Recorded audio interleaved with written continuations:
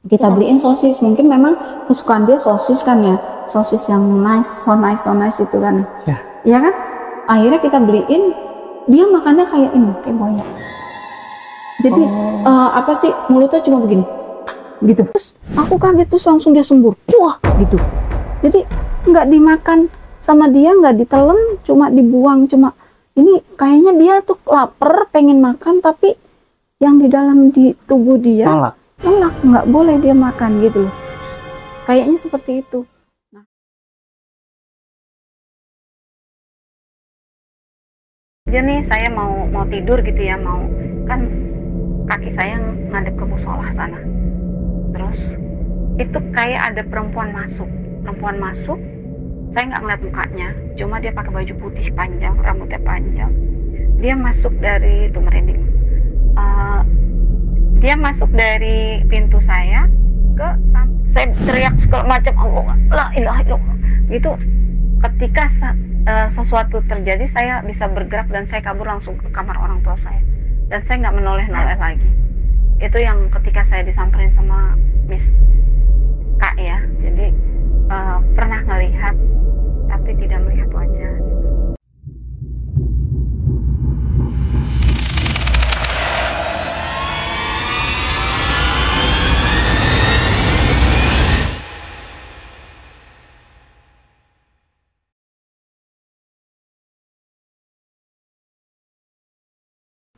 Iya, waktu itu kan di situ ada ibu saya, ada abang saya, ada adik saya, dan kebetulan saya belum tinggal di sana. Nah, kamar saya ada di atas, ada 1, 2. Nah, yang satu itu ditinggalin sama abang saya, yang satunya lagi itu kamar saya. Nah, di bawah ada kamar ibu saya. Nah, kebetulan saya tuh kan pindah-pindah ya, sama suami saya. Pernah tinggal di sini, di paling pojok sana, paling ini. Terus saya bilang sama bapak mertua saya almarhum, Mbak, saya mau pindah lagi ke Gintung, saya bilang gitu kan. Saya mau pindah ke Gintung. Kenapa sih lu pindah-pindah mulu, kata babakan gitu. Ya kasihan Ibu, senang nggak ada yang ngawasin, nggak ada yang ngurusin gitu kan. Karena adik saya kan belum kerja, abang saya juga nggak kerja gitu. Oh ya udah, tapi Mbak, ini Pak, maaf Mbak, kayaknya rumah aku tuh nggak nyaman deh Mbak, gitu kan ya. Kebetulan alhamdulillah sih saya punya mertua tuh dulu bisa membantu orang untuk menyembuhkan penyakit dan mengobati lah. Iya, mengobati, baik itu secara medis maupun secara kedokteran tradisional. Iya, yang pasti Babak tuh bisa lah gitu. Awalnya juga saya nggak percaya sama apa yang Babak bisa gitu, saya nggak percaya, tapi saya melihat dengan mata kepala saya sendiri pada saat itu. Babak ngobatin anak usia 2 tahun tapi kayak bayi, jadi kayak kena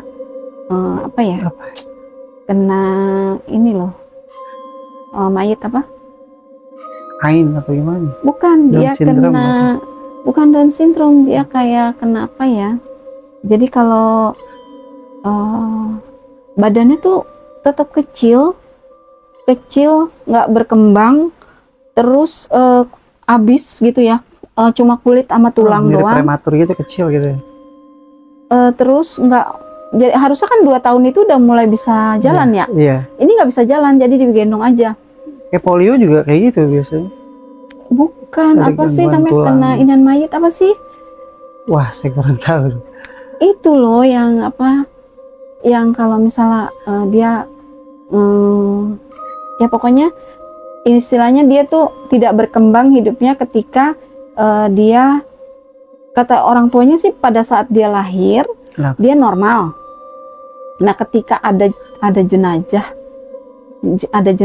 atau ya keluarganya ada yang meninggal, nah dia tuh kisut gitu loh, badannya kisut. Nah itu aku ngeliat sendiri. Ada kaitannya tuh, korelasinya tuh? Maksudnya? Ada kaitannya pasti itu. Ya nggak tahu, pokoknya intinya gitu. Jadi pada saat dia lahir kan normal, kayak anak biasa kan. Nah ketika dia ada keluarganya yang meninggal, oh sawan bangke, apa sawan mayit gitu ya. Oh sawan mayit ya, baru tahu saya. Nah terus dia ketika ada keluarga yang meninggal, tahu-tahu badannya kisut gitu, kisut, bukan susut lagi, bukan kisut. Jadi kayak kakek-kakek gitu, ngerti nggak? Oh, kayak kakek-kakek. Jadi kulitnya itu kayak kakek gitu. iya, jadi apa ya, nggak berkembang banget, dan dia nggak bisa jalan, dia dipegang. Nggak tahu itu jam 1:30 malam ya, ada yang ketok-ketok pintu rumah mertua saya. Dan terus Babak keluar, terus Babak alhamdulillah dipegang sama Babak. 2 kali dipegang, alhamdulillah tuh anak bisa jalan. Itu yang saya sampai sekarang percaya dengan ilmu istilahnya gaib ya, ilmu kebatinan. Saya baru percaya, dan nggak tahu kenapa istilahnya ilmu yang Babak punya itu memang nggak dicari-cari ya. Babak tuh nggak nyari-nyari, cuma dia pakai apa namanya, kuasa Allah aja sih kalau menurut saya. Ilmu laduni. Iya. Saya juga nggak tahu kayak gitu. Nah, kalau yang di rumah, balik lagi ya, yang di Gintung itu, jadi ketika Babak getarin tuh rumah saya, Bapak getarin rumah saya sama teman-temannya, sama timnya, itu dibawa ngantuk. Jadi Babak, teman-teman saya tuh kayak orang ngantuk gitu, kayak timnya tuh ngantuk gitu. Ya Allah, ngantuk banget Mbak gitu. Udah jalanin terusin, kata Babak gitu kan. Akhirnya dijalanin, dan ternyata banyak sekali yang keluar dari rumah saya itu, tapi bagian atas ya, bagian atas. Anda nggak melihat? Saya nggak ikut waktu itu. Oh, saya nggak ikut karena Babak melarang kan. Jadi suami saya yang datang, suami saya yang nemenin. Jadi Babak bilang banyak sekali yang keluar dari rumah itu, termasuk ya maaf ya, itu ada kayak kita mah apa tuh yang namanya apa tuh? Apa ya? Yang kendaraannya Nyi Roro Kidul, apa namanya? Kereta kencana. Ya, kereta kencana tuh keluar dari rumah, dari jendela rumah saya. Lagi-lagi yang lihat hanya orang tertentu aja. Hanya orang tertentu, dan itu dilihat oleh almarhum Babak saya. Itu makanya berarti saya bilang, istana kok ini sampai segitunya gitu. Enggak, ternyata bukan itu, bukan rumah saya, bukan istana. Jadi pada saat itu mungkin ada seseorang yang menyimpan benda di rumah saya yang berkaitan dengan si Nyai itu. Bentuknya apa nih, ditanam atau ada disimpan? Disimpan kayaknya. Ada. Tapi saya nggak tahu sih. Hanya menduga aja. Bukan menduga. Ini ceritanya ada gitu, ada. Tapi ya mungkin kalau sekarang kakak saya mendengar mungkin agak sedikit marah kali ya. Sensitif. Karena ini kan hal-hal yang berkaitan dengan mungkin itu warisan gitu yang kita sayang gitu. Tapi bukan dari keluarga saya, itu dari keluarga lain yang masuk ke dalam keluarga saya gitu. Dia bawa itu gitu. Kalau keluarga saya sih alhamdulillah ya, tidak ada kaitannya dengan hal-hal gaib seperti itu. Tapi memang dari zamannya dulu kan almarhum kakek saya itu kan seorang Raden ya. Jadi ibu saya itu masih ada keturunan Raden. Nah jadi masih ada pengikutnya tuh ibu tuh, sampai akhirnya kemarin dia meninggal tuh masih ada yang ngikutin gitu.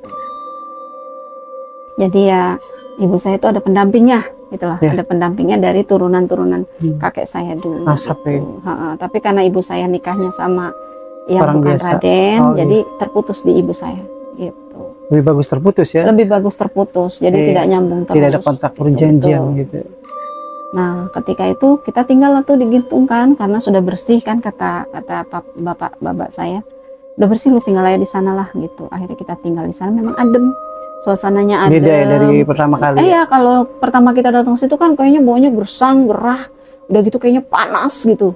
Jadi kita ngerasain panas hawanya gitu, nggak nyaman gitu. Ketika bapak saya udah getarin, alhamdulillah tuh adem, kita tinggal di sana. Getarin apa nih? Orang pada nanya nih. Maksudnya kayak jikiran gitu ya? Ya, dia jikir, akhirnya badan dia bergetar dengan sendirinya gitu. Oh, jikiran yang disertai dengan gerakan tubuh gitu. Tanpa disadari sih, yang pasti tanpa disadari, dan itu kehendak Allah sih pastinya. Itu sih, dan di situ pula saya melihat ketika kita sedang kumpul-kumpul ya, kumpul-kumpul keluarga di kamar atas tuh di depan TV. Kita kumpul, kita istilahnya senang-senang di situ gitu. Tuh nggak tahu kenapa tuh ada suara ini ayam piik, tahu nggak ayam piik? Yeah. Piak gitu. Yeah. Nah itu sering sekali ya keluar dari istilahnya bukan keluar sih, maksudnya malam-malam tuh bunyi itu gitu. Terus pas kalau kita lihat ke jendela tuh nggak ada ayamnya kan, nggak ada Itu ayamnya, cuma menunjukin suara. entitas makhluk astral. Dia pengen ngasih tunjuk kayak bau singkong, iya betul, hangus. nah itu mah sering kalau maghrib ya, jangankan di sana, di sini pun setiap saat kalau maghrib di tuh tempat yang padat kayak gini masih ada aja. Ini tempat tertentu. Ini sebagai persinggahan nih kalau rumah saya di depan sini. Jadi setiap habis maghrib itu pasti ada bau singkong. Kalau enggak sate dibakar, kalau enggak yang paling ini tuh ya kadang suka melati, ya macam-macam lah baunya. Tapi memang kalau di sini memang udah banyak yang lihat kalau di sini. Jadi pernah duduk di sini juga, pernah masuk. Waktu itu salahnya saya, kalau dari mana-mana kan nggak boleh langsung masuk tuh ya, nggak boleh, harus duduk dulu di depan berapa menit gitu. Kalau kemarin saya sempat masuk terus sholat, dia ngeliatin duduk di sini. Kayak gimana tuh bentuknya? Duduk aja. Sosoknya perempuan? Iya perempuan, putih, duduk, rambutnya panjang gitu. Jadi saya sholat, wajahnya manusia apa hancur atau saya nggak ngeliat wajahnya. Cuma pada saat saya sholat, saya ngelirik, saya mau sholat saya ngelirik tuh ya, kok ada putih-putih di situ. Itu aja. Astagfirullahaladzim gitu. Nggak nyangka ya di tempat yang padat aja kayak Jakarta kayak gini masih ada aja. Banyak.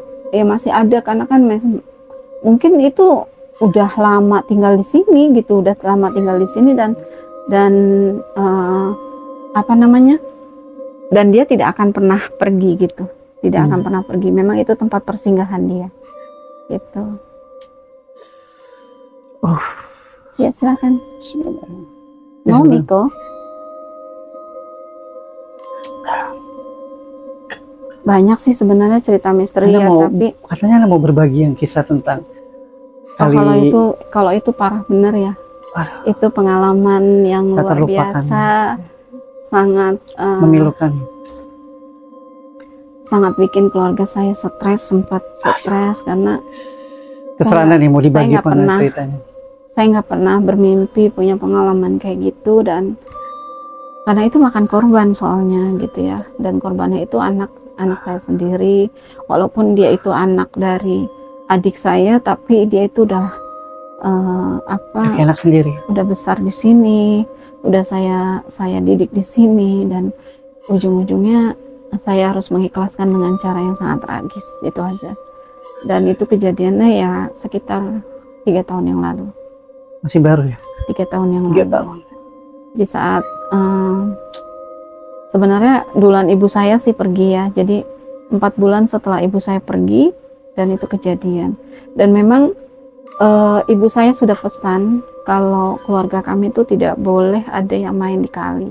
Oh ternyata. Jadi ada pesan seperti itu ya. Jadi ibu saya selalu berpesan kalau jangan sampai ada yang main di kali ya gitu, karena memang dulu punya histori apa itu? Ibu saya punya histori kalau ada keluarga dari sepupunya kalau nggak salah ya. Aduh. Itu dia hilang di kali karena apa ya? Dulu katanya suka ada kasur ya.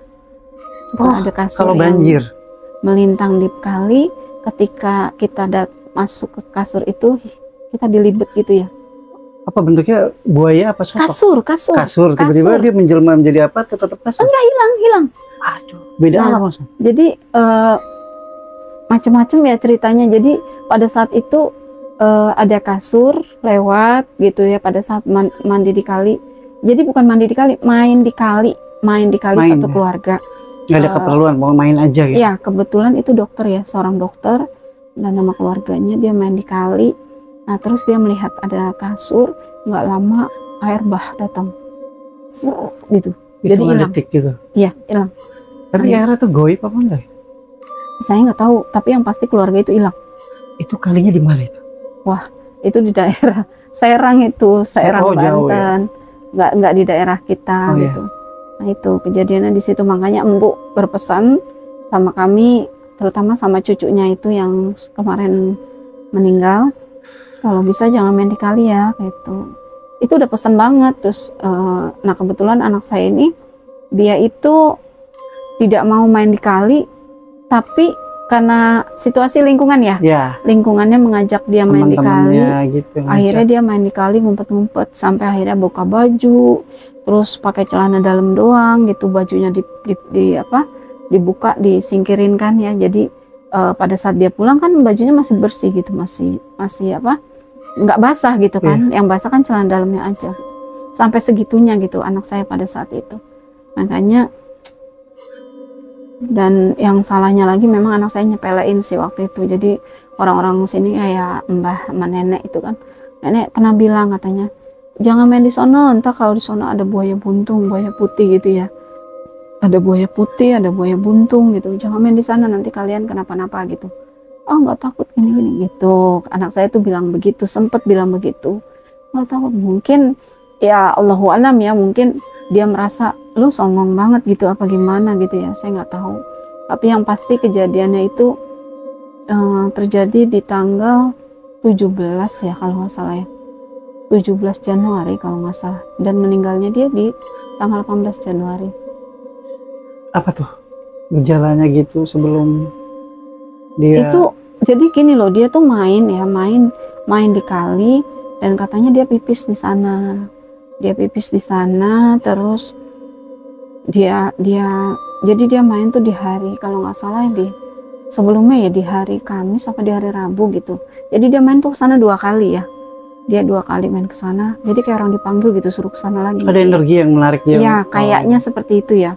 Karena dia main di sana hari Rabu, hari Kamisnya dia jatuhnya nggak di bawah sini, jatuhnya aku pikir dia kena penghuni bawah. Kali kan di bawah ada kali kecil kan. Nah saya pikir dia kena penghuni bawah kali itu, ternyata bukan gitu. Dia di situ cuma jatuh. Nah pas jatuh itu, nah hari Jumatnya kalau nggak salah nih, atau hari Kamisnya dia main lagi ke sana, main lagi ke kali sana. Dan posisinya dia tuh hampir ke bawah air. Jadi sempet dia itu kayak mau hilang gitu, tapi ditolongin sama temen-temennya, kayak ditarik gitu, tapi ditolongin sama temen-temennya, alhamdulillah dapat lagi. Nah tapi pulang dari kali hari Sabtu malam, Sabtunya tuh dia cerita sama saya, badan saya panas gitu, aku panas bun, gini gitu. Oh ya udah, minum tolak angin aja, kamu masuk angin. Terus kalau nggak minum Paramek atau minum apa gitu ya untuk ini aku luka, ya udah diobatin, dipakein betadine segala macam, tapi bersihin dulu. Kebetulan kan aku lagi jualan ya, dia sampein bun kaki aku sakit ini, kamu kebiasaan nih jatuh terus, udah pakai ini. Namanya orang tua pasti kan marah gitulah, karena kan kita udah wanti-wanti jangan sampai ini, tetap aja jatuh lah apalah. Akhirnya udah, tapi dia nggak cerita kalau ke kali. Nah terus malamnya dia meriang, itu malam hari Sabtu malam Minggu ya berarti ya. Hari Sabtu malam Minggu dia meriang, Minggu paginya jam 10 feeling saya udah jelek. Saya itu ya maaf ya, bukannya ini, kayaknya semenjak almarhum baba saya meninggal, kayaknya saya dikasih 1 titik gitu loh sama baba untuk bisa merasakan sesuatu gitu. Dan saya dikasih kesempatan sama baba untuk mungkin bermanfaat buat orang banyak kali ya. Jadi pada saat saya cek anak saya, yaitu saya melihat anak saya memang ditempelin gitu. Nah ditempelin, terus saya bilang sama kakak saya, ini harus ke Banten, itu jam 10 pagi ya, jam 10 pagi hari Minggu. Kita harus ke Banten, aku bilang, karena di Banten itu ada abah. Dan ini hanya abah yang bisa, yakin saya seperti itu. Oh maksudnya kayak ada petunjuk gitu? Iya, saya yakin hanya abah yang bisa ngobatin anak saya gitu. Menurut Anda gitu? Menurut saya. Terus, tapi kakak saya kompromi sama kakak saya yang satunya lagi bilang, emang di situ nggak ada orang yang bisa apa, pinter apa gitu kan? Ya mungkin kalau baba masih ada, mungkin dipegang baba. Saya bilang gitu. Tapi ini baba udah nggak ada. Ya di sini nggak ada yang bisa. Yakin saya nggak bisa gitu. Dan kebetulan memang orang-orang yang pintar itu ternyata sakit berbarengan, karena kan waktu itu kan berkaitan berbarengan sama COVID ya, mereka pada tepar semua, kayak yang biasa di bawah tuh. Jadi bener-bener apa ya, bener-bener nggak ada peluang untuk ngobatin anak saya pada saat itu. Iya betul. Terus akhirnya saya bilang sama kakak saya, harus dibawa ke Banten gini. Udah obatin dulu gitu. Udah akhirnya saya biarin nih anak saya sampai jam setengah dua, panasnya sampai 41. Panas, Pak. 41, tapi dia kok anehnya nggak merasa gigil atau apa, enggak, biasa aja. Terus kalau dikasih makan mulutnya rapet gitu, mulutnya rapet. Terus yang terakhir dia minta apa? Sosis. Dia minta sosis. Sosis kan itu daging ayam mentah gitu ya. Kalau menurut saya antara apa ya, antara matang apa mentah gitu kan ya. Kita beliin sosis, mungkin memang kesukaan dia sosis kan ya, sosis yang so nice itu kan ya. Ya kan, akhirnya kita beliin, dia makannya kayak ini, kayak bola. Jadi apa sih, mulutnya cuma begini gitu. Terus aku kaget kan, gitu. Iya, terus aku kaget, terus langsung dia sembur, wah gitu. Jadi nggak dimakan sama dia, nggak ditelan, cuma dibuang. Cuma ini kayaknya dia tuh lapar, pengen makan, tapi yang di dalam di tubuh dia nolak, nggak boleh dia makan gitu loh. Kayaknya seperti itu. Nah akhirnya kita bawalah dia ke puskesmas ya. Saya bawa ke puskesmas. Sampai di puskesmas dinyatakan positif apa namanya? Ini bukan DBD. Apa tuh? Dehidrasi. Ya pokoknya COVID. Oh, COVID. Positif COVID katanya. COVID, ya. Tapi dia itu nggak ada batuk, nggak ada pilek, nggak ada panas. Sampai sana cuma 35, 36, 35. Kan berarti nggak panas dong. Akhirnya saya bilang sama dokter, dok, kayaknya ini nggak wajar deh dok. Aku bilang itu. Karena di rumah aku tuh dia posisinya derajatnya itu 40, 41, 42. Saya bilang begitu. Kok di sini bisa sampai 36, 35 ya? Aku bilang gitu. Turun. Nggak pernah sampai 37, nggak pernah. Sampai dokternya, tapi kok kata dokter, anak ibu sering main kemana-mana ya, ini positif COVID katanya gitu. Jadi harus langsung dioper gitu kata dia kan. Udah, akhirnya udah. Ternyata anak saya beronjak, anak saya kayak berontak gitu kan. Terus nggak tahu kenapa saya getarin di situ juga. Saya jikirin, saya witirin, saya getar di situ, dan ternyata dia udah nempel di bagian ini, leher dia sini ya. Anda merasakan energi yang buruk. Dia udah nempel di sini. Terus dia mau ngomong tuh kayak nggak bisa karena kayak dicekik gitu. Kabarnya kan orang-orang terkenalnya di kali itu kan setan gagu dan buaya putih ya. Gitu. Saya taunya itu ya setelah kejadian, katanya memang di situ ada buaya buntung, ada buaya putih. Jadi setiap orang yang mancing atau yang main di sana tiba-tiba pulang dalam kondisi yang sakit, gagu, nggak bisa ngomong berhari-hari, lalu mengalami kematian. Katanya kabarnya begitu. Itu saya dengar ketika saya baru pertama kali nikah sama suami saya. Baru dengar kabar itu. Nah itu udah lama sekali nggak saya dengar lagi. Maksudnya ada korban gitu ya. Ada korban di kali itu, saya baru nggak pernah dengar lagi. Itu pernah kejadian waktu saya pertama kali nikah sama suami saya, itu memang pernah kejadian. Ada yang hilang, ada yang hanyut pada saat itu. Tapi ketika saya udah punya anak sebelumnya, saya belum pernah dengar lagi kejadian-kejadian itu. Tapi memang banyak yang cerita di situ, banyak yang melihat lah, banyak yang apalah gitu. Tapi kita kan nggak memikirkan ke sana awalnya, cuma ada kepentingan juga kita ke sana. Betul. Nah, ketika anak saya kejadian seperti itu, ya itu hal yang sangat luar biasa ya kalau menurut saya. Itu kita adu dengan kekuatan di sini sampai 15 orang kalau nggak salah. Jadi saya panggil orang-orang pinter yang ada di lingkungan sini, dan ada juga yang dari Cengkareng saya panggil juga, dan itu nggak bikin anak saya hidup kembali. Dalam arti kata, anak saya udah terpenjara di sana gitu. Jadi pada saat itu almarhum ibunya datang. Jadi pada saat itu posisi saya ditabrak ibunya terus gitu loh. Jadi ibunya itu masuk ke badan saya terus. Jadi saya nggak boleh. Jadi saya kayaknya nggak boleh ngeliat anak ini. Saya di penjara di sana gitu, di rumah mbah itu, di rumah nenek.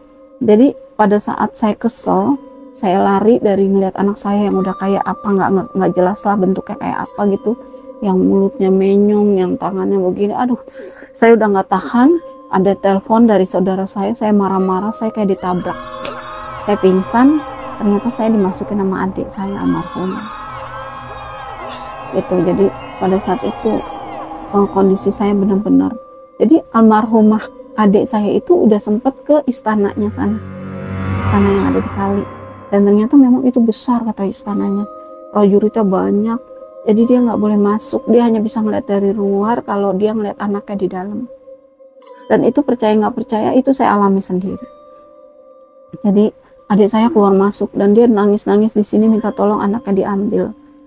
Nah, salahnya kami di sini, kami nuruti permintaan dari dari yang punya kali itu, dia minta ayam hitam pada saat itu.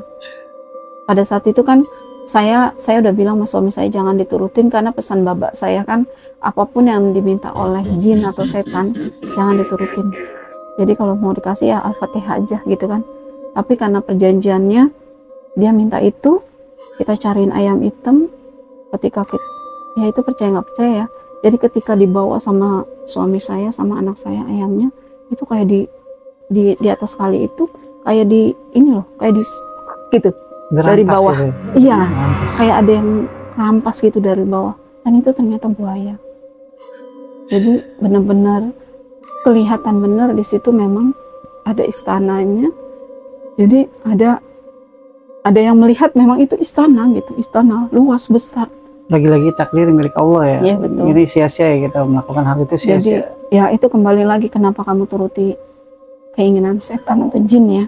Karena biar bagaimanapun jin itu kan istilahnya memang banyak bohongnya kan, banyak nipunya gitu kan. Tapi ya emang itu udah takdir anak saya sampai di situ kan.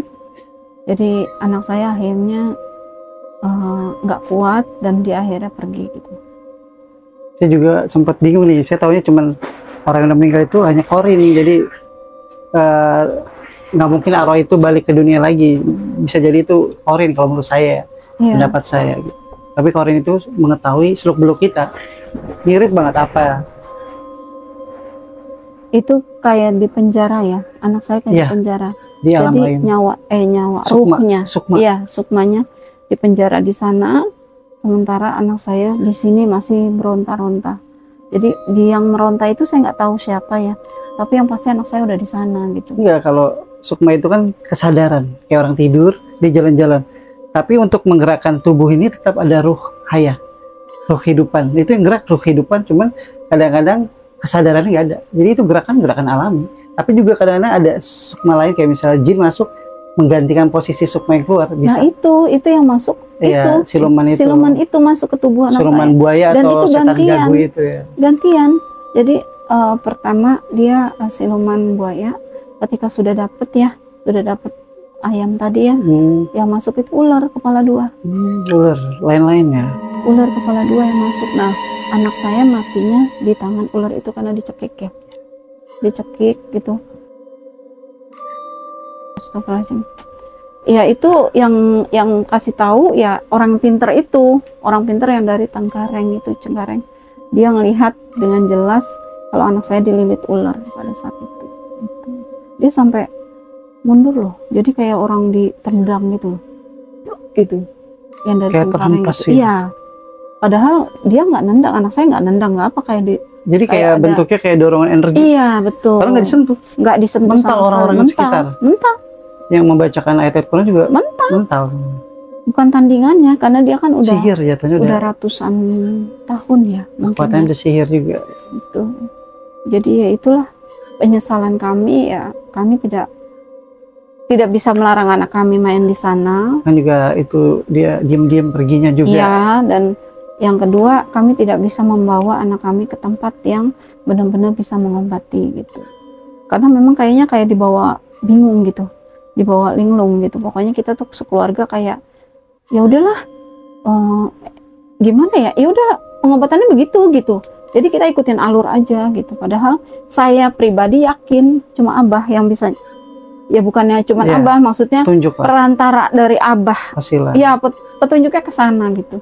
Harus padahal di sini udah banyak ya para di sini banyak yang dianggap pintar ustadz-ustadz. Iya gitu. Betul. Di sini tapi nggak membuahkan hasil. Sampai 15 ustadz ya dipanggil waktu itu. Diajanin ke setiap penjuru rumah, diajanin. Iya betul. Tapi ya begitu nggak kembali lagi pada bisa. Sang Maha Pemilik. nyawa. Tapi alhamdulillah anak saya pergi dalam keadaan tersenyum. Kayaknya dia udah bebas dari jeratan sana, udah kembali ke alam yang sebenarnya mungkin.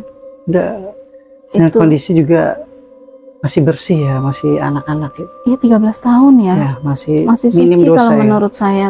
Karena kan ya sebandel-bandelnya dia namanya anak laki kayak gimana gitu ya. Tapi masih yang pasti wajar ya. Dia belum terkena hal-hal yang terlalu negatif ya. Cuma salahnya dia itu ya itu.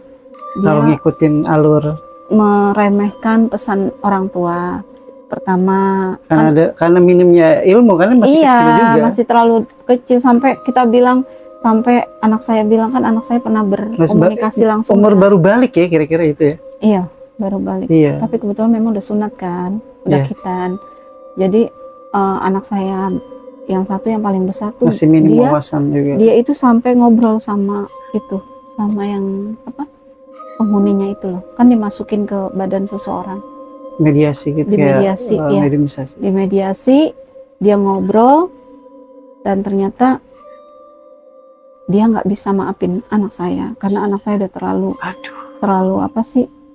terlalu kata-kata orang mah songong gitu kali ya, terlalu songong. Pertama udah ngencingin istananya dia gitu. Terus kayak tempat tempat makan ya, kalau nggak salah tempat makannya ya. Berarti ada selama ini orang yang miara gitu sajen saja. Ada, ternyata pada saat anak saya mandi di sana ada yang buang tumbal ya. Iya, sajen ya. Mungkin dia makan atau apa gitu. Itu tempat makannya itu dikencingin anak saya katanya. Masih ada aja orang yang kayak gitu ya, mempercayai berlebihan. Tapi ya itu mungkin udah tradisi dia kali ya. Jadi tapi lagi-lagi itu mendekati syirik. Itu udah syirik, udah terlalu parah menurut saya. Tapi yang namanya alam gaib kan pasti ada kan, pasti tetap ada kan. Sampai kiamat pasti kan ada kan. Iya, itu membuat mereka jadi entitas mereka jadi kuat. Ya, awalnya kita terlalu berlebihan mengagumi sosok, padahal mereka tipu dayanya lemah. Betul. Makanya mulai sekarang ya jauhi syirik supaya mereka itu jadi lemah. Iya benar. Itulah cerita saya mengenai pengalaman saya yang berpindah dari satu rumah ke rumah lain yang memiliki bermacam-macam cerita gaib yang berbeda-beda. Tapi yang pasti kejadian anak saya ini yang nggak tahu ya keluarga saya marah atau nggak diceritain, tapi yang pasti cerita edukasi ini sebenarnya untuk untuk anak-anak sekitar yang ada di sini mungkin agar lebih orang tua lebih ekstra lagi ya mengawasi anak-anaknya. Betul, karena kejadian ini luar biasa, menyita banyak banget perasaan juga campur aduk lah. Iya, menyita banyak waktu dan juga tenaga serta pikiran dan segala macam, terutama tetangga-tetangga sini ya, nggak sampai tidur ya semalaman ya, sampai subuh, sampai akhirnya dia nggak ada kan, nggak tidur gitu ya, sampai benar-benar luar biasa. Jadi bener ya, kabar itu nggak kabar burung ya kalau di kali itu daerah Jakarta Selatan itu bukan di seberang mall itu, bukan kabar burung, memang itu suatu entitas mereka. Udah dari dulu mungkin ya, udah dari dulu itu katanya sih memang suka makan korban, tapi korban ini kok nyata di depan mata saya gitu loh. Bener, dan itu korbannya kenapa harus keluarga saya mata, gitu kan. Jadi abis dari sana pulang gagu tanpa bicara, langsung udah nggak ngomong lagi, jadi cuma bilang hitungan minggu meninggal gitu. Enggak dong, hitungan hari. Hitungan hari meninggal. Sehari, jadi Jumat dia panas, dia jatuh, dia main dikali lagi. Sabtu dia tuh panas, malam minggunya panas kan, Sabtu malam minggu dia panas, minggunya saya bawa ke puskesmas, Seninnya nggak ada, Senin jam 1 malam. Jadi Minggu jam 1 malam kan udah masuk Senin kan, ya kan? Minggu jam 1 malam itu udah masuk Senin kan, itu udah berarti kan cuma hitungan 1 hari ya. Dan itu kirim Al-Fatihah itu benar-benar luar biasa. Orang tersayang. Dan kejadian itu tidak pernah akan terlupakan gitu, karena memang anak saya itu luar biasa. Tapi kemarin waktu ada mau acara pesta, saya sempat ngeliat anak saya. Mimpi? Nggak tahu ya mimpi apa enggak. Antara yang pasti, itu ya bawah sadar antara itu. Yang pasti dia udah ganteng, besar, tinggi, udah bukan kayak dia yang dulu dia meninggal, anak-anak gitu ya. Dia tinggi, besar, dan semuanya mukanya bercahaya. Dan saya ketemu dia di taman yang saya nggak pernah datengin. Tahu-tahu dia datang, dia cuma meluk saya, mukanya bersinar dan ganteng banget, cakep banget. Sementara saya punya anak bayi yang waktu itu meninggal aja, saya belum pernah ketemu sampai sekarang. Saya kan pernah punya bayi ya, saya pernah meninggal anak saya 19 hari setelah lahiran. Saya sampai sekarang belum pernah ketemu, dalam mimpi belum pernah. Tapi ini kok anak itu datengin saya, meluk saya, cuma senyum sama saya, dan wajahnya bersinar kayak patromak gitu, belakangnya tuh bersinar, tapi ganteng banget. LED kan. Luar biasa. Itu ya, saya yakin kalau dia udah di surga. Ya. Kita berdoa terus, kirim Al-Fatihah terus. Sebelum closing, kasih wejangan dong buat sahabat misteri di rumah. Ya, yang pasti kita semua tidak boleh luput dari ajaran agama. Kita harus yakin akan kuasa Allah Subhanahu wa Ta'ala, dan kita harus percaya kalau hal-hal gaib itu ada. Karena Allah menciptakan manusia, menciptakan jin itu saling berdampingan ya. Jadinya kita harus yakin itu. Maka dari itu jangan lupa dan jangan pernah tinggalkan sholat, karena sholat itu adalah tiang agama, dan kita wajib dimanapun kita berada jangan sampai meninggalkan sholat. Itu aja. Dan yang kedua, kita harus tetap memegang teguh apa yang dilarang oleh keluarga kita, terutama orang tua. Jadi untuk anak-anak, untuk adik-adik yang ada di rumah yang menonton acara ini, mungkin jangan sampai membiasakan diri kita lepas dari kontrol orang tua. Jadi apa yang orang tua bilang harus kita ikutin, harus kita penuhin, terutama larangan-larangan. Kayak contohnya tadi, jangan main di kali, dia tetap main di kali, dan akhirnya dampaknya seperti itu. Itu aja kayaknya. Ya, demikianlah kisah dari Bunda Lia. Semoga kita bisa mengambil hikmah dari tiap kejadian dialami oleh Bunda Lia. Akhir kalam, wassalamualaikum warahmatullahi wabarakatuh. Waalaikumsalam warahmatullahi wabarakatuh.